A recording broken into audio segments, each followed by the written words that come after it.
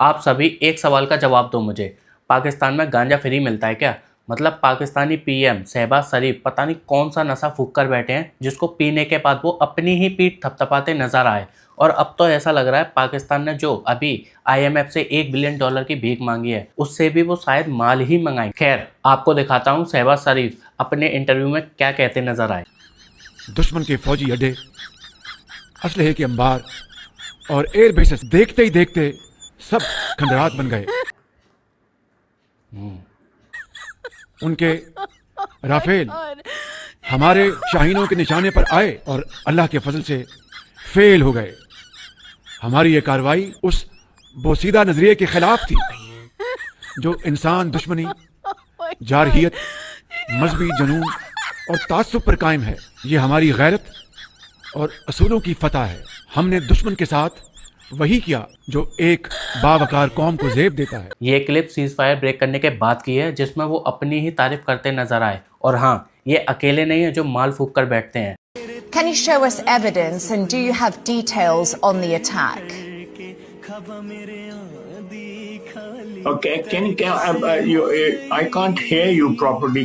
Could you increase the volume, please? Yes, of course. Just let me know if you can hear me now, Minister.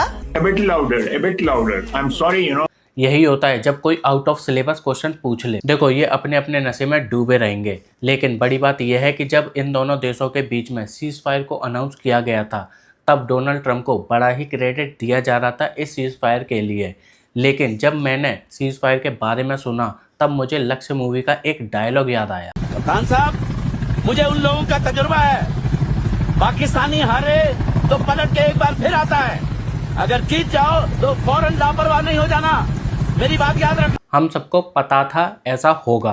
Pakistan अपनी औकात कैसे भूल सकता है? उसकी फितरत ही यही है पीछे से वार करना। उनको पता है कि अगर सामने से हमला किया तो कुत्ते की मौत मारे जाएंगे। मैं वॉर को सपोर्ट नहीं करता, लेकिन पाकिस्तान इतना हरामी है और भारत एक पीसफुल देश है। लेकिन क्या करें, पाकिस्तान ने अपनी कायराना हरकतों से इतना ज़्यादा मजबूर कर दिया है कि अब तो उनको घुसकर मारना बनता है। ऐसी कंडीशन आ गई है। अब तो भाई हैशटैग चलाओ, अब की बार पाकिस्तान साफ। रात को ये सब हुआ ही था कि सुबह मैंने डोनाल्ड ट्रंप का एक पोस्ट देखा जिससे एक बात समझ आ रही थी कि ट्रंप जी को अब भी ये लगता है कि उसने इंडिया से उसके बेटे को बचा लिया। लगता है उन तक ये न्यूज़ अभी तक पहुंची नहीं है कि पाकिस्तान ने एक बार फिर से गिरी हुई हरकत की और सीज फायर को ब्रेक कर दिया। लगता है ट्रंप जी ने पाकिस्तान को कुछ इस तरह समझाया होगा सीज फायर के लिए। क्या हो रहा है इधर? क्या मुजरा हो रहा है इधर? दाप लगा, कुछ नहीं हो रहा है यहाँ पे। पाकिस्तान को सीज फायर का मतलब तो बता दिया होता, उन्हें इंग्लिश कहाँ समझ आती है? उनको हिंदी में बताना भूल गए क्या? चलो, सीज फायर की तो बात समझ में आती है, क्रेडिट लेना था, दुनिया की नज़रों में आना था और आए भी एक रात के लिए। लेकिन ये कश्मीर का मुद्दा इंटरनेशनल कब हुआ, ये मेरे समझ के बाहर है। अगर ये पोस्ट सच है तो क्या इन फ्यूचर हमको कश्मीर के मुद्दे को सॉल्व करने की अनाउंसमेंट भी मिलेगी ट्रंप जी के द्वारा? पाकिस्तान शुरू से ही भरोसे के लायक नहीं था और ना है और ना ही कभी होगा। अब ये देखना दिलचस्प होगा कि भारत किस तरह से पाकिस्तान को मुंह तोड़ जवाब देता है।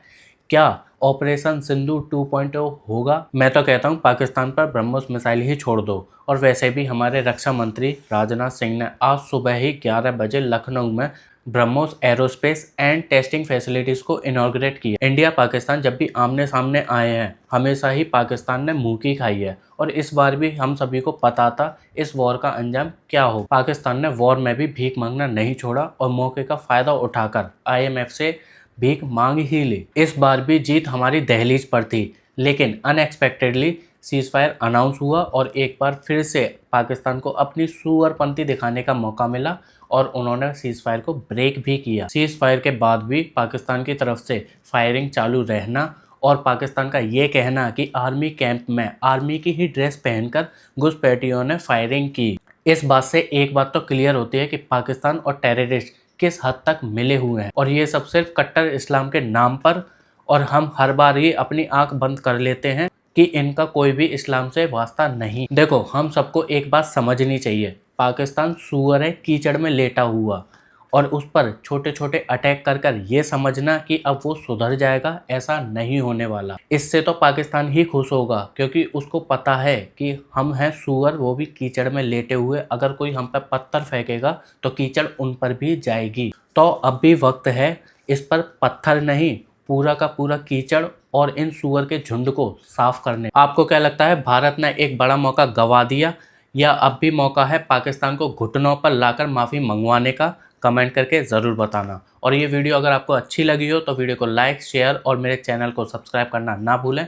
जब तक के लिए जय हिंद।